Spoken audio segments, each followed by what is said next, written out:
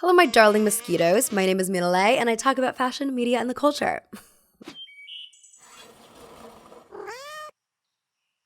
I am a big Substack user. I have an infrequent newsletter that I posted on there called Highbrow, but I definitely read more than I write. I lurk every day, and one of my favorite Substack newsletters is Kyle Fitzpatrick's The Trend Report, where he talks about emerging trends, among other cool stuff. And a couple months ago, he wrote an essay on celebrity outfits that really stuck with me.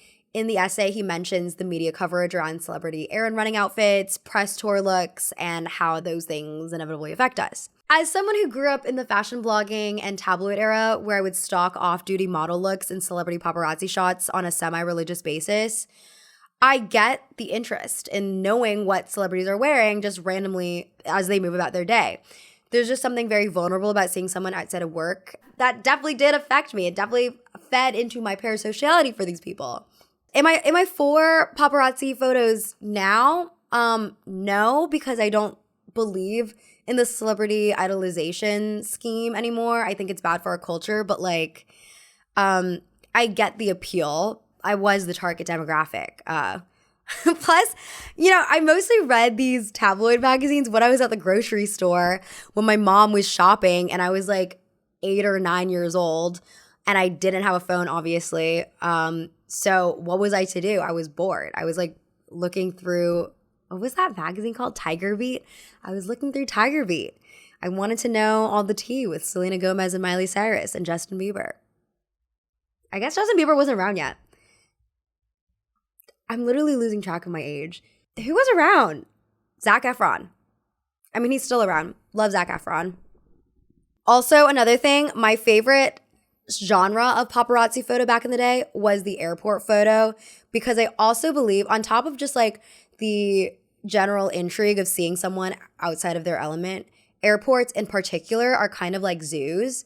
And seeing photos of celebrities that I knew trying to navigate it was like National Geographic for me. I'm also just generally obsessed with travel outfits as a genre. 1, because I'm nosy, and 2, because I'm always on the hunt to adopt other people's traveling tips. I'm actually probably the most influenced person when it comes to travel content. I've got the packing cubes, I've got the Dop kit. Surprised I haven't bought into the compression sock thing by now. But anyway, I hate the airport. So any life hack that's presented to me by someone I have even just a slight modicum of respect for, I will take it. I will take it.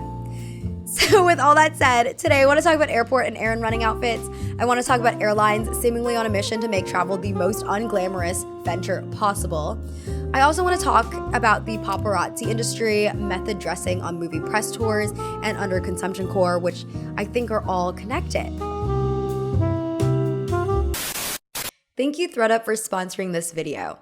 ThredUp is an online secondhand and thrifting marketplace. In my last ThredUp order, I bought this pink Ralph Lauren black label tank top, and I'm wearing it with a D-squared belt that I also got from the site. And then for this outfit, I'm wearing 2 other pieces from ThredUp, a Gabriella Hearst polo-esque top with a Dion von Furstenberg silk dolphin shorts. Also, one thing I love about ThredUp's website is that they give you the estimated retail price of every item, so you can see exactly what kind of steal you're getting. August is actually secondhand month, and ThredUp is celebrating by offering new search features to make it easier to find exactly what you want. With the new feature, you can search by description, style, brand, trend, or literally anything you can think of. For example, you can type in satin slip dress and the site will pull up all the satin slip dresses currently for sale. You can also upload a photo and ThredUp will pull up the best pieces that match the look you're going for. I just uploaded a photo of one of my outfits that you can see here. They also have a style chat feature which can act as a virtual styling assistant. For example, if you got invited to a, say, themed wedding, you can ask the chat to get some ideas going. To combat overproduction, secondhand shopping is more important than ever, but I also get that it can be a super daunting task to sift through all the options in a thrift store than to just buy new. That's why ThredUp is revolutionizing the thrifting experience and making it easier and more convenient to shop more sustainably online. Change the way you thrift with ThredUp. Try out these new features yourself using my link below to find every style for every occasion.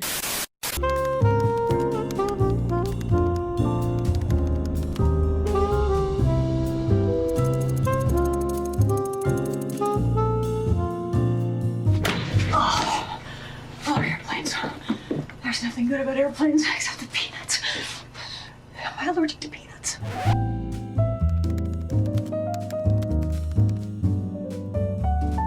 I feel like the outfits we wear to the airport are stereotypically very comfort forward, like even more pajama-like than the usual air and running outfit. And I'm not shaming it. It makes total sense to me. Air travel is just a pretty unsexy endeavor. So I feel like the way we dress for it reflects this unsexiness. Because unless you're flying first class, which is only accessible for a specific demographic of people, flying is usually an absolute nightmare, especially if you're stuck in the middle seat in coach in boarding group 10. Also, for some reason, it's become super common for airplanes to deplane once everyone's already boarded and then further delay your flight by several hours. This has already happened to me twice this year, and I don't even think I travel that much, so like, what's good? Navigating the airport hub is also stressful and chaotic. At JFK Airport during the summer, there's like always 100 people crowding those check-in kiosks. If you're traveling internationally, customs lines can take an additional 2 hours to get through. And, why is it that overhead bins are always full and can't accommodate all passenger carry-on luggage? I've had to gate check my luggage multiple times. It's very annoying because I usually pack my more fragile stuff in my carry-on luggage because I trust that it's going to be with me and not, bumping around down below. But if I have to check it anyway, then it's bumping down below, But all these inconveniences have become common expectations for flying, unfortunately. But if we look at old photos, airplane travel used to look incredibly glamorous and fun. So how did we get here? The glamorous period of airplane travel really started in the 1950s. Commercial airplane travel existed for a few people starting in the 1910s, but it wasn't very luxurious. Planes of this era had open windows, so passengers were exposed to the elements. Airliners were not pressurized, so they flew at low altitudes, and passengers were often bounced around by wind turbulence. It was really common to get airsick, and while commercial airlines started to roll out passenger amenities, it was definitely not the ideal mode of travel, and people avoided it well into the 1940s. Also, I should add that flying was also extremely expensive at this time, so you can imagine many people did not want to fork up half the price of a new car for a rocky, vomit-fueled experience. This all changed post-World War II. By 1957, airliners had actually replaced ocean liners as the preferred means of crossing the Atlantic. The Boeing 707, an aircraft that was launched in 1958, was incredibly integral to popularizing air travel. It cut air travel time in half across the Atlantic and could carry over 100 passengers. However, federal regulation was tight. Phil Edwards has a really great video on this, and he mentions a paper he read that stated the target load factor in 1962 was just above 50% capacity. So, aka the CAB, or Civil Aeronautics Board, wanted planes to be at half capacity. The CAB also determined whether a new airline could fly to a certain city, charge a certain price, or even exist in the first place. As Derek Thompson writes for The Atlantic, with limited competition, airlines were guaranteed a profit, and they lavished flyers with expensive services paid with expensive airfares. The silver and cloth came at a predictable price, and the vast majority of Americans couldn't afford to fly at all. CNN reports that in 1955, bargain fares from New York to Paris were the equivalent of just over $3,200 in 2023 dollars, and in 1974, it was actually illegal for an airline to charge less than $1,944 in inflation-adjusted dollars for a flight between New York City and Los Angeles. Also, because airlines couldn't compete based on price, which was again regulated by the CAB, offering the best amenities was one way to gain customer loyalty. So with lobster and filet mignon on the menu, and for some planes a piano in the lounge, the whole production of flying became pretty glam. William Stadiem writes in his book, Jet Set, The People, the Planes, the Glamour, and the Romance in Aviation's Glory Days, the passengers felt impelled to dress the part, coats and ties for the men, suits and pearls and heels for the women. It was a sky party, and you were honored to be on the guest list. However, in 1978, the federal government started to dismantle the CAB and deregulate airlines, leading to an uptick in flying as airlines could now set lower prices. For reference, in 1965, no more than 20% of Americans had ever flown in an airplane. By 2000, 50% of the country took at least one round-trip flight a year. Airlines started to remove their services and pivoted to cramming in as many seats as possible so that they could charge at competitive prices, and that's how we got here, with no legroom and stale snacks in coach. As for other airport issues, most airlines adopted the hub and spoke system once they got deregulated. Beforehand, all airlines used a direct route system, which means that if you wanted to go from, say, New York to Boise, you would fly direct from JFK to BOI. The hub and spoke system developed so that airlines wouldn't have to face losses routing to places that didn't get a lot of traffic. I'm using this JFK to BOI example, by the way, because every time I go to Idaho, I have to take a connecting flight. There's just not a lot of demand for this route, so to keep planes fuller, the airline will take me from New York to Atlanta to Idaho, which is more annoying and stressful for me, the traveler, but saves them money. And as for overhead bin space, as airlines cram more and more seats onto these aircrafts, there's just not enough bin space for all the passengers, which actually may have not been a problem, except for the fact that after the 2008 financial crisis, airlines started debundling. So what that means is due to factors like rising fuel costs and competition from low-cost carriers, airlines started separating standard perks such as free checked bags into optional paid services. For many people, the extra costs aren't worth it, so more carry-on bags than ever before. Also, I just want to say that if you are someone who literally puts their carry-on baggage far in front of you, like as you're moving to your seat at the beginning, and you put it like way far away from where you're actually sitting, you are annoying. Just keep it close to you, please.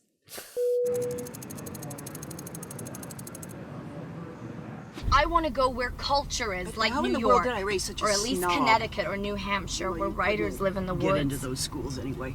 Mom!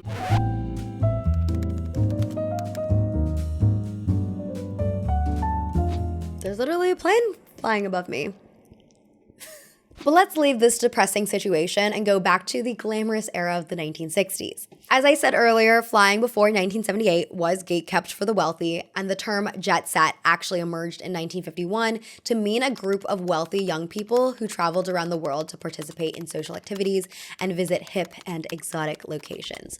The term is credited to writer Igor Cassini, a jet setter himself. And like I said, the whole production of flying was a deluxe affair, even down to the cabin crew. One of the best sellers of the jet set era was this 1967 book called Coffee, Tea, or Me. This was an erotic memoir about two stewardesses. To no one's surprise, it was written by a man named Donald Bain, who interestingly enough actually had a day job as a publicist for Pan Am. So was this book written because he was constantly on airplanes and lusting after flight attendants? Or was it a greater marketing ploy? Or both? As William Stadiem notes, although no airline was specified, the book was unmatched product placement for all of them.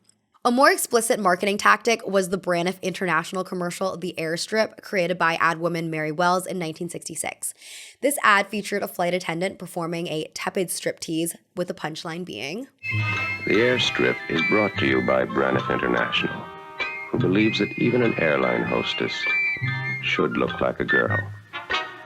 Mary Wells was also partly responsible for making airplanes way more glamorous. She complained about airline aesthetics for years prior, noting the militant grayness of them all. As part of her agenda to yassify air travel, she had Braniff paint all their planes bright colors and hired on designer Alexander Girard to redesign the interiors of Braniff's planes, first-class lounges, and dinnerware.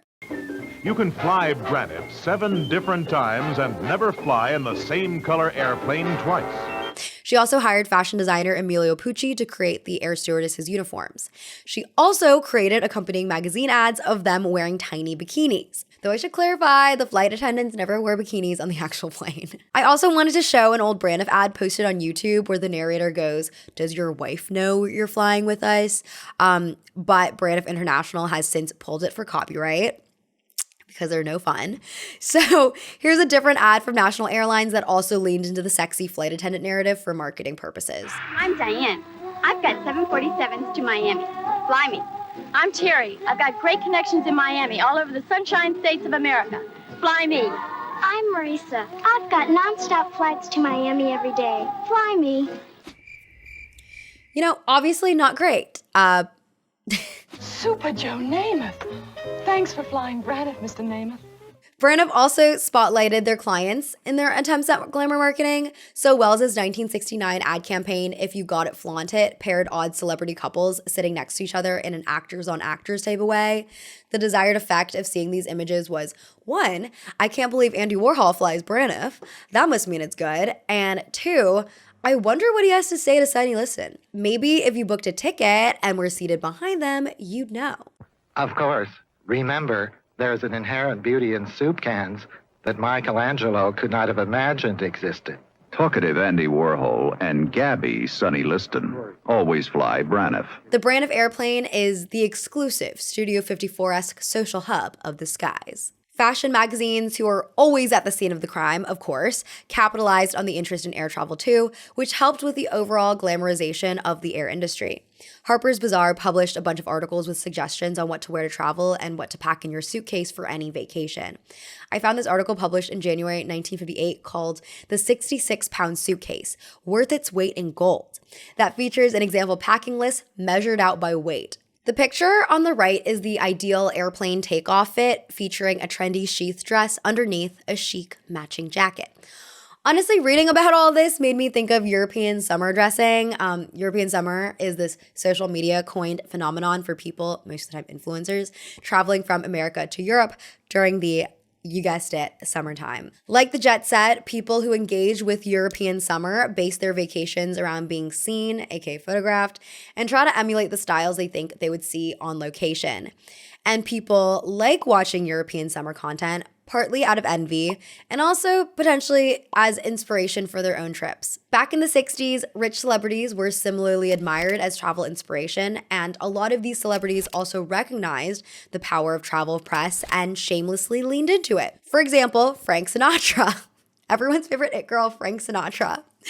Sinatra was actually afraid of flying on commercial planes despite his 1958 LP, Come Fly With Me, being one of the most foundational artifacts from the jet set era, according to Vanity Fair. He just didn't believe commercial planes were careful enough, and he was also haunted by the fact that he was supposed to be on the same flight as Mike Todd, which fatally crashed in 1958. Avoiding commercial, Sinatra flew on his private plane, a Martin 404, which had a nickname that was a slur, so I won't be saying it. He later renamed the plane to Christina after his youngest daughter, a move that some people say was for PR purposes.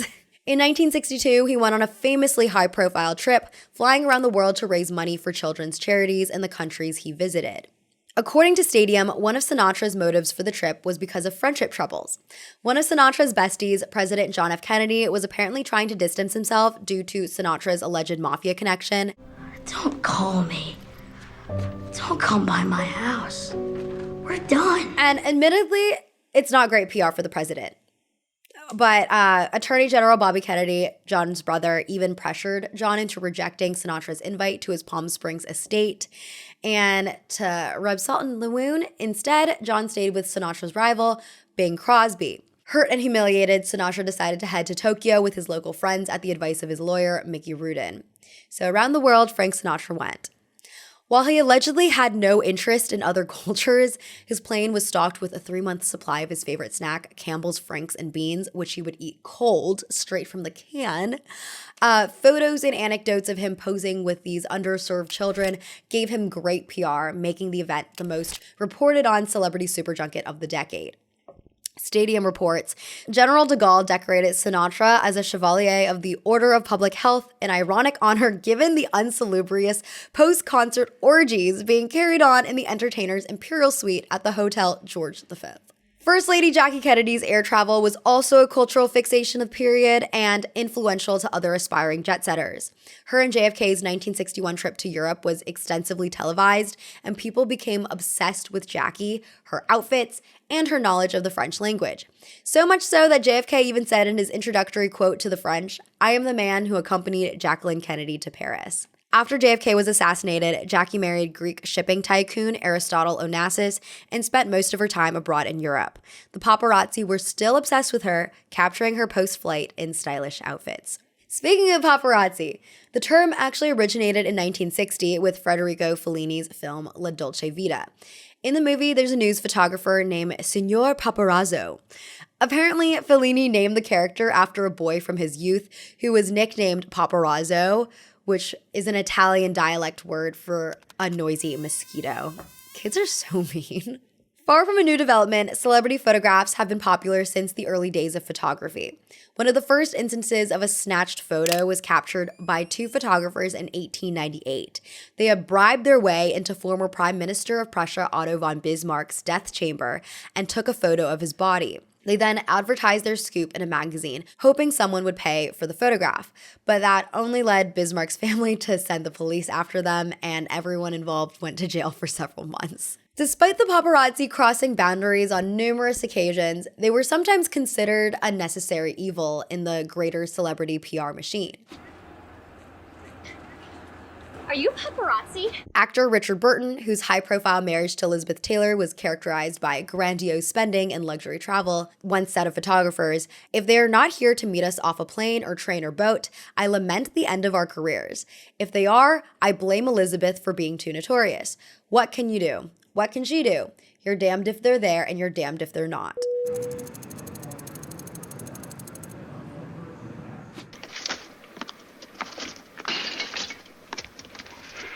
I'm not really very hungry. I'm starving.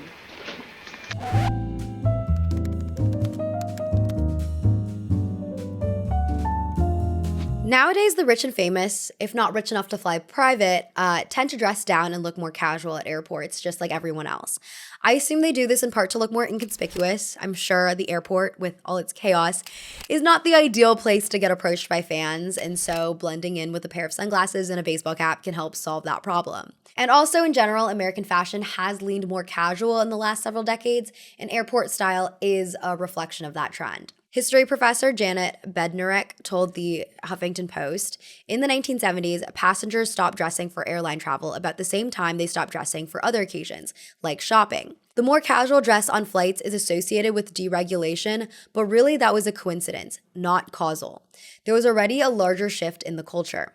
I was looking at this old People column called Stars Airport Style, which kicked off in 2008, and honestly, these photos do look pretty authentic. Everyone is a bit naturally disheveled, some are makeup free, and others are clearly hiding their face and trying not to call attention to themselves. It was actually a bit jarring scrolling through these because, in comparison, paparazzi photos today look so staged. Everyone just looks so perfect, and maybe that's because a lot of them actually are staged. Nowadays, paparazzi photos are opportunities for subliminal advertising. Heather Magison, who runs a PR firm, explained to Fashionista, an airport shot can be evergreen. Therefore, every time the media is doing roundups on how to achieve airport chic, the right look on the right talent runs, which equates to more brand mentions, links, and ultimately sales. Kendall Jenner mentioned in her Vogue India 7 Days, 7 Looks video last year that her normal airport outfit is a pair of jeans, but then when she boards the plane, she changes into leggings. Regardless of whether or not she would actually wear this outfit to an airport is beside the point. This is me. To the airport I go. I'm very wary of the authenticity of these Vogue videos because most of the interviewees work with stylists. But the fact that Vogue even asked Kendall to come up with an airport look in the first place goes to show the marketing appeal of airport fashion. Also, I want to add that I'm skeptical because the Kardashian-Jenner family is known for mostly flying private. Kendall actually got criticized earlier this year for a Gucci ad that was filmed in an airport with a bunch of commenters saying things like, "This is hilarious because we all know she would never lower herself to commercial flights with normal people." With that being said, friend of the channel Luke Marr of Hot Limode fame actually mentioned in his review of Kendall's 7 Looks video the idea that airport fashion is becoming a thing of the past due to the advent of private jetting these days. I do want to stress that you have to have a lot of money to fly private.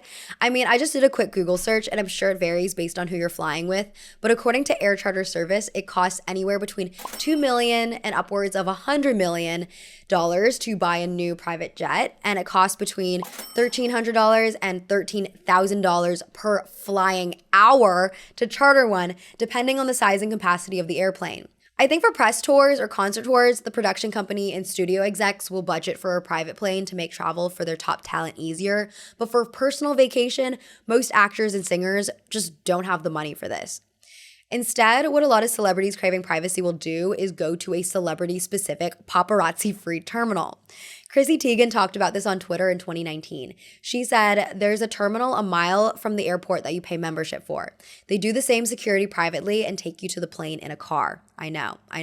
I'm sure not every airport has these private spaces, but LAX opened a pretty luxurious experience in 2017 called the Private Suite.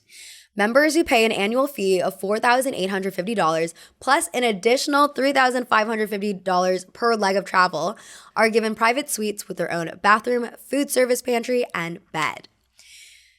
So, while airport paparazzi pictures may be a thing of the past in America, in South Korea, airport fashion is still taking off. And what's different about celebrity airport fashion in Korea is that while some K-pop idols do stick to a casual look, it's also common to arrive fully styled in glamorous outfits.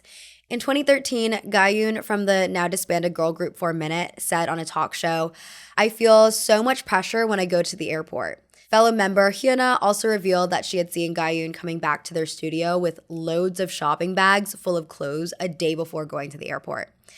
And I can understand why there's so much stress, because if you look at any videos of idols at the airport, they're usually mobbed by fans and photographers.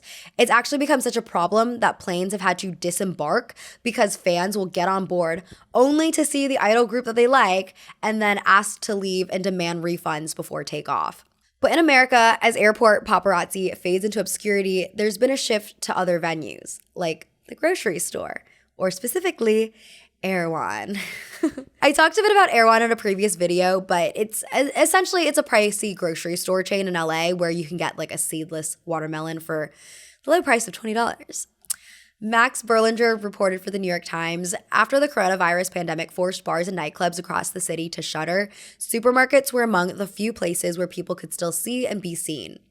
Erewhon, with its outdoor dining areas, became the unofficial hangout for the young, beautiful, and bored. Dumois actually published a column on their website in July called What Celebrities Really Get at Erewhon, and it not only posted stealth shots of celebs at the grocery store, it also included their order receipts that I guess is just like info submitted by staff or by other people in line, which is actually insane. For example, Shawn Mendes was written up for ordering a large bone broth tonic split in 2 cups to share with an older woman we assumed was his mom. Tora Northman wrote about why we're intrigued with celebrity food runs in high snobiety. Why? First, it's relatable. Sure, they have personal chefs, shoppers, multiple mansions, and trainers to call at any hour, but sometimes their guard drops, their stomach rumbles, and the need to be a normal human takes over. Next thing we know, they're at McDonald's looking perfect in Bottega Veneta. I think also when it comes to fast food, the halo effect around celebrities can also help justify making guilty pleasure decisions with our own diets. Like if Popeyes is good enough for Beyonce, then it's good enough for me, I guess. I really love Popeyes. I can't really eat it anymore, but at one point everywhere I went, people would buy me Popeyes, like the fans.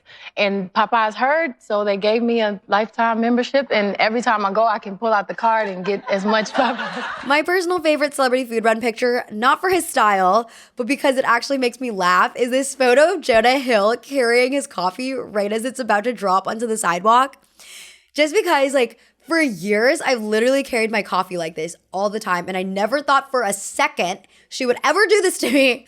So now every time I get a coffee, I have to like reorient my brain and retrain that muscle memory because I'm afraid of this happening. At this point, I wouldn't even consider this photo a pop shot. It's a PSA message.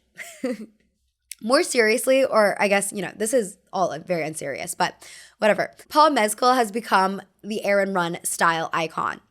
Eileen Carter wrote for GQ in March, Paul Mescal is exceptionally good at wearing regular clothing. While it is increasingly an aspect of a professional actor's job to look great on a red carpet, Mescal arguably looks even better when he heads to the gym in a hoodie and tiny sport shorts, or goes for a walk around the city in a niche workwear vest and Adidas trainers. It is an elusive skill to still look like a star while dressed like a normal person doing normal person things. Of course, many other celebrity off-duty outfits have been written up about. Jacob Elordi and Lily Rose Depp come to mind as recent examples, but Paul Mescal's outfits in particular have inspired write-ups and trend reports on the male thigh from all the big fashion outlets. According to Vogue, it started in 2020 with his infamous summer dash to get prawn crisps and gin in a tin. Regarding the short shorts, Paul has made comment. He told GQ in June, "I'm a big advocate for men wearing shorter shorts. For my eyes to do with proportion, a shorter short with maybe a longer top." Well, yes.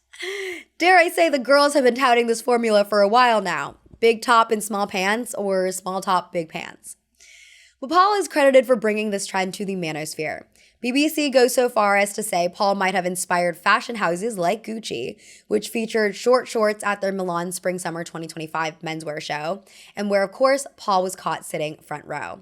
While I'm sure Paul Mescal is not the first or only man to wear short shorts, I think his star power and commitment to them is what propelled him into the trend-setting realm. It's a look that we associate with Paul even when we see it on a runway. And because he's been committed to this style for a few years now, it also comes across as more authentic in a time when celebrity paparazzi shots are more manufactured than ever. If you need any example of a manufactured pop shot, look no further than JoJo Siwa's pop sighting at an LA sex store. I would say though, in general, people have a bit more finesse with it. I read this High Snobiety article recently that discusses the Kardashian family's penchant for Coca-Cola, which borders on undisclosed advertisement territory. The TLDR is that none of the family's members have an announced partnership with Coca-Cola, but considering they are all so careful about their image, it's suspect that Coke keeps showing up in Instagram stories, editorial shoots, and Skims ads. I mean, I guess by that logic, Paul Mescal could be under the table repping for Sweetgreen. He seems like he's less of a brand hustler though, and I can't really imagine him staging paparazzi shots. I'm open to being proven wrong. Either way, it's good publicity for the company. It's also interesting because at the same time, celebrities have been going way harder on press tour looks than they have in the past. Some examples are Margot Robbie's Barbie looks, Zoe Kravitz's The Batman looks, Zendaya's Dune and Challengers looks, and Anya Taylor-Joy's Furiosa looks, all of which are nods to the movies they're promoting. Fashion writer Sarah Spellings called this press tour styling method dressing last year. This isn't an entirely new concept. In 1992, Gina Davis wore a dress with baseball stitching to the premiere of A League of Their Own, a baseball movie. But method dressing has taken off in recent years, probably because of social media. These moments are just easy ways to go viral. And also, with how precarious the film industry is and how little star power A-list actors have these days in comparison to previous decades, it makes sense that actors are doing everything they can to build up hype for their movies.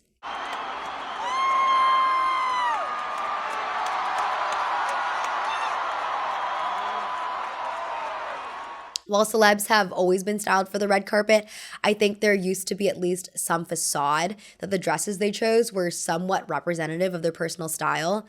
But in light of stylists like Law Roach becoming celebrities themselves, on top of these highly stylized method dressing outfits, the errand run street style outfit in comparison feels even more authentic. The irony, though, is that for many A-listers, they get styled for just about every outing, whether that be a red carpet or just a brunch date.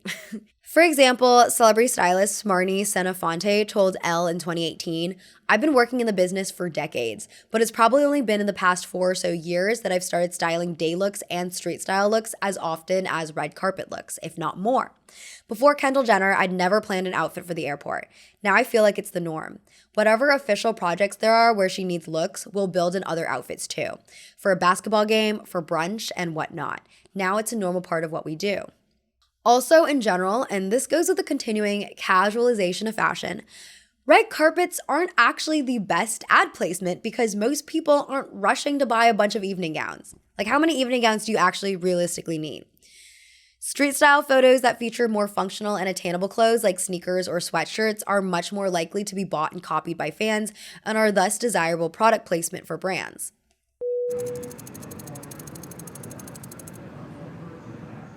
Give me your credit cards.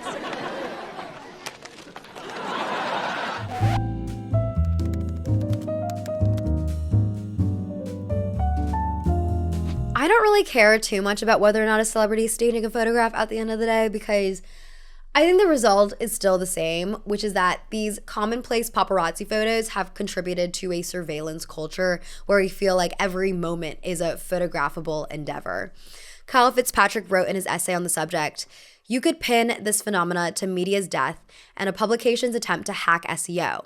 But there are real-world ramifications of this, a la the constant pursuit of new clothes for apparently no other reason than we think paparazzi are watching us at the supermarket."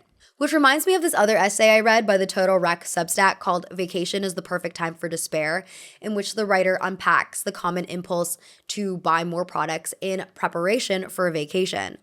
They sum it up: shopping like a millionaire has become creepily normalized, convincing us that every special occasion requires a new purchase to complete the experience. The reason why many people overshop pre-vacation is the desire to have everything mapped out in advance to ensure the best vacation possible. Maybe that sprung up from our general cultural obsession with planning, aided by technology like Google Maps that have promised to save our valuable time. Or maybe it's because many people in America aren't given proper time off from work or can't afford to vacation more than once a year, which only adds to the anxiety that a vacation must go well. Either way, the result can manifest in this need to overconsume. While I think anxiety over vacations is considered pretty fair, the idea of having an outfit for every separate activity you do is becoming way more normalized, or at least the press is trying to normalize it, right? Take, for instance, this sponsored article in High Snobiety, which reads, "Thanks to Browns, you too can look your best, your rizziest, slurping a coffee on the go, lugging around flower bouquets and farmers market totes, or picking up your takeout at Sweetgreen." Like, why do I have to look my rizziest picking up my takeout at Sweetgreen? Maybe the realization of the system is what's propelling the underconsumption-core trend on TikTok, which, I don't even know if this will still be a trend by the time this video goes out because I'm filming a month in advance. But at the time of recording, underconsumption-core is trending on TikTok. And if you haven't heard about it, it's basically just like about consuming mindfully and using all the things that you have until there's like no life left in them. It's sort of a decontinuation of the de-influencing trend, and it's honestly kind of in line with quiet luxury in the sense that a lot of people participating seem to be touting expensive products that will theoretically last a long time. Despite the sustainability motivations seemingly driving underconsumption core, people have criticized the trend for virtue signaling and also for being a distinctly middle to upper middle class TikTok phenomena. Underconsumption core has yet to hit my algorithm, but I was listening to the Polyester podcast on the topic, and the hosts were talking about how most people in the world actually do consume mindfully and aren't buying like a new perfume every month. And yeah, I would agree that a lot of TikTok trends aren't reflective of actual public sentiment, which is why, sometimes I like debate on whether or not I actually want to cover them. Because, as of yet, I haven't seen any data that says underconsumption core is a real thing and not just like a hashtag. However, I did want to mention it because it reminded me how like in June, fashion journalist Amy Odell reported on the industry predicted great exhaustion coming up in 2026, in which more consumers are expected to grow tired of their extreme phone usage, which would inevitably affect shopping habits. Maybe underconsumption core is sort of like the beginning or like part of the beginning of that movement that will peak in 2026. I don't know. I mean, honestly, I don't really think anything's going to happen on a large scale as of now because, as I mentioned in my third places video, I just don't expect any of these phone-free mindful shopping challenges to ever take root unless social spaces, third places, physical infrastructure actually gets built for us so that we can gain fulfillment from being in these spaces instead of just like scrolling through Temu. Anyways, this is the end of the video. I can't believe I started talking about airplanes and ended up here. But as always, I love to read your thoughts in the comments because I'm nosy. Let me know if you have any travel hacks, what's on your packing list. But yeah, anyways, I'll catch you next time. Thank you so much for watching. Bye.